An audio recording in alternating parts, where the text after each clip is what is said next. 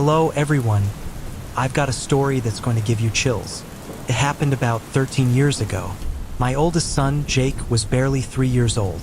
I was 7 months pregnant with my second daughter. I was a single mom living with my mom at the time. I worked at a shopping center, and after a pretty bad fight with my mom, I decided to move out.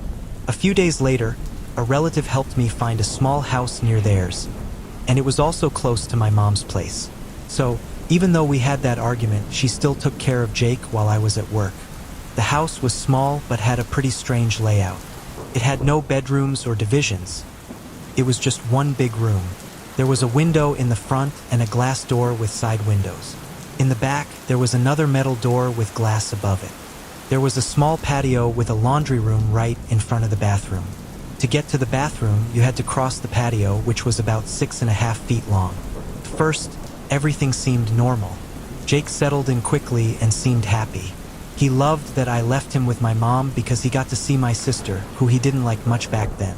Now, they have a great relationship, even better than with me. But things started to get weird for me. I began to hear strange noises. Things would fall, and I'd hear buses in the middle of the night. It was like someone was there with us. I tried to tell myself it was just the neighbors' voices sneaking into our little house. I didn't have any furniture, so I thought maybe it was just echoes from nearby houses. You know, the desire to explain what was happening. One night, I woke up to the sound of the clock ticking louder than I'd ever heard before. The hands were ticking, and there were those dry voices again. I tried to get used to them, but they wouldn't let me sleep. I got up and took the batteries out of the clock, but a few minutes later, it started working again, even without batteries. Jake was sleeping soundly, and nothing woke him up that night, even though the sounds were almost unbearable for me. I started spending more time with my mom, avoiding the house. My family doesn't believe in ghosts, and even though I told my mom and sister about the noises, they didn't pay much attention. They pretended to be interested, but they didn't believe me. But then, my sister started noticing that Jake was acting differently. He always trusted her, and they played and talked like siblings. But one day, he stopped playing with her. He just wanted to be in the house. He said he didn't want to go with my mom anymore, and he started getting dark circles under his eyes. My sister was already married and didn't live with my mom, but she always visited Jake, bringing him little gifts and candy. But now he ignored them. Things got worse. He started getting aggressive, using insults that no one in the house ever used. One day, my sister brought him a Barney doll, a toy that talked and walked. She thought he'd love it, but he ignored it. She insisted, telling him to see everything the doll could do. But Jake told her, "Stop using the blankets. I want to go home." My sister was shocked and complained to me, asking why I taught my boy such ugly words. I told her I never spoke to him like that.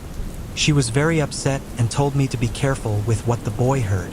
She said he had never been like that, but since I took him to the new house, he had started being very rude. Things got even worse. The toys would turn on by themselves, change places, and you could constantly hear the patio door opening. When I went to the bathroom, I could see a shadow of someone standing there, but every time I looked out, there was no one there. Finally, I decided to insist to my mom about how bad things were. My sister was there when I talked to them about what I went through every night. She was crying when I confessed that the fear was no longer letting me live. My mom didn't believe me again. She asked me to stop making things up and told me to entrust myself to God. But my sister wasn't convinced. Jake's attitude told her that something was not right. She offered me her house, but I didn't want to make her uncomfortable. She told me that if there was anything, I should let her know and that she would be very aware of us. That same day, when I returned home, I found Jake very cold. As soon as we arrived, he got into bed and fell asleep in a few minutes, resting as if he needed to be there to do it. I stayed there gathering some things, and when I was about to lie down, I pulled the patio door to close it, but I felt someone pull it from the other side. I thought it was my imagination, so I just looked up and saw some horrible claws holding the door. I didn't scream. My instinct just made me pull it with all my strength until I finally managed to close it. On the other side of it, a voice told me, "You're not going to take them. The children are mine." I called my sister and asked her to come get us while I packed some clothes.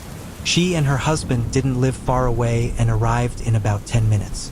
I already had my things outside and was only going to go in for Jake. But when I tried to pick him up, he started crying and yelling the most horrible things I had ever heard. It was impossible to get him out of bed. He was clinging on and I started to bleed. I was worried because, like I told you, I was in my last trimester of pregnancy. My sister came in to help me, and between the two of us, we tried to pull him. But he wouldn't let go. My brother-in-law, who is 6 feet 2 inches and weighs about 240 pounds, tried with all his strength but could barely get the child off the sheets. We got him out screaming, kicking, and cursing. My sister noticed that I was bleeding and told me to get in the car while she locked up. My brother-in-law got in with difficulty, and the child continued to pull himself. When my sister was closing the door, he screamed horribly and dropped the keys. My brother-in-law approached to see what had happened, and she said something to him, but he just took the keys and closed the door. When everything happened, he told me that when he was closing the door, a face peeked out from inside. I don't know exactly what it was because I didn't see it, but it scared her terribly. They took me to the hospital where I stayed all night. My sister stayed with Jake, and she said that he only calmed down a little when they started praying. When we told her everything, my mom told a friend who has a gift for seeing things that others don't. After he saw Jake, my mom told him to get us out of there. What was haunting that house was not a ghost.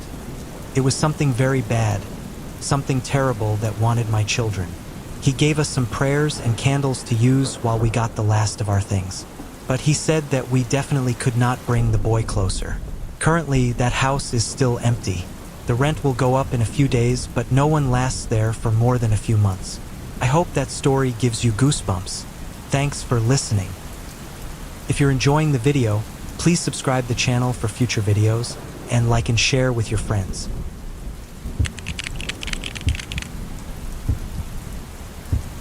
Hey there, I've got a story that's been in my family for generations. We've always been haunted by paranormal events, and I wanted to share one of them with you. Today, my sister-in-law stayed over, and my mom shared this chilling tale with her. There was one house out of all the ones we've lived in where things got really scary. My brother and I, who were just kids at the time, used to tell our parents about a boy we played with. The thing was, no one else could see him, but that was just the beginning. Things were about to get much, much worse. One night, my whole family was gathered together for dinner. Suddenly, we heard the front door open. We weren't expecting anyone. We all turned around, surprised to see who it was. What we saw made our blood run cold. There was a woman dressed completely in black.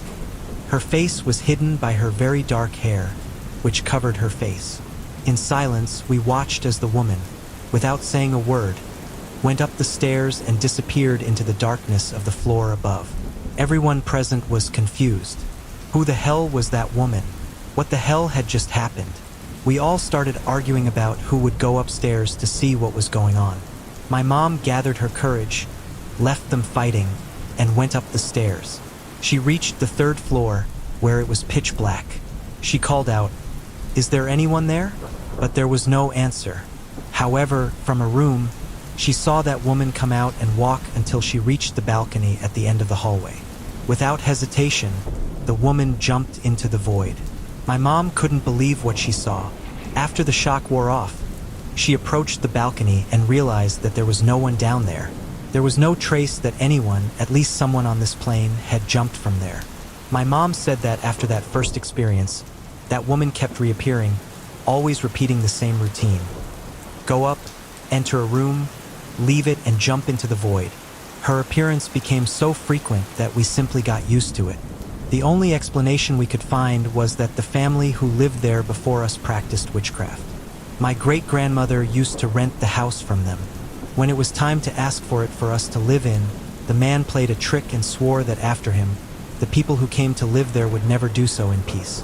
So every night, my family would brace themselves, knowing they were about to see that woman jump from the balcony again. One night, things got even scarier. My brother and I were in our room, and we heard the front door open again. We froze, knowing what was coming. But this time, the woman didn't go upstairs. Instead, she walked straight to our room. We could hear her footsteps getting closer and closer. My brother and I huddled together, too scared to move. The door creaked open, and there she was, standing in the doorway, her face still hidden by her dark hair. She looked at us, and for a moment we thought she was going to reach out to us. But then, she turned and walked away, disappearing into the darkness. After that night, we couldn't take it anymore. We moved out of that house, but the memories of that woman and her terrifying routines still haunt us to this day. Every time I hear a door creak or see a shadow move, I can't help but think of her and wonder if she's still out there, waiting to jump into the void again.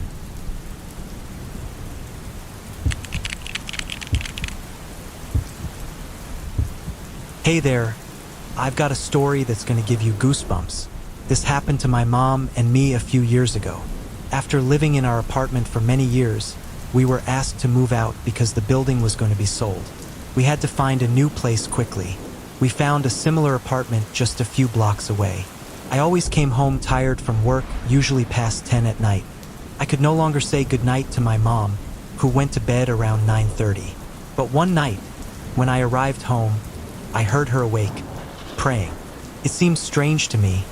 Something must have happened. I approached her room and saw her silhouette kneeling through the glass of her window. The glass was opaque, so you could see the silhouettes inside the room when the light was on. It was very strange. I asked her from outside if everything was okay, and she stopped praying. I noticed by her silhouette that she turned towards me. Then I simply stopped seeing her. I thought she must have turned off the lamp on her nightstand. I was somewhat worried about that, and despite how tired I was, I couldn't sleep. After a while, I heard the door of the apartment open. I went out alarmed to check and realized that it was my mom arriving with a neighbor. I asked her when she had left. She told me she had been out all afternoon because she clearly heard someone praying in my room. The poor thing didn't dare to look out and waited in a neighbor's house until I got home. I was stunned. I told her that I had just seen her praying in her room. She explained that she had been out all afternoon because she clearly heard someone praying in my room. The poor thing didn't dare to look out and waited in a neighbor's house until I got home. I have no idea what she heard or what that was that I saw in her room praying. All I know is that we only lasted a month there, and my mom was alone, even if it was just for a moment, in that house. Every night, I would hear strange noises, like whispers and footsteps, but when I checked, there was nothing there. It was as if something or someone was watching us. One night, I woke up to the sound of my mom's voice. I thought she was having a nightmare, so I got up to check on her. When I opened her door, I saw her sitting up in bed, her eyes wide open, staring at the wall. I called out to her, but she didn't respond. I walked over and touched her shoulder, and she jolted awake, gasping for breath. She told me she had been praying, but I knew that couldn't be true because I had seen her in bed. We decided to leave that apartment as soon as possible. We couldn't take the constant fear and the strange occurrences anymore. We moved to a new place, and things have been quiet since then. But I still can't shake the feeling that something followed us. Every now and then, I catch a glimpse of a shadow out of the corner of my eye, or I hear a faint whisper in the night. I hope it's just my imagination, but I can't be sure. Thanks for listening to my story. It's still hard to talk about, but I needed to share it with someone.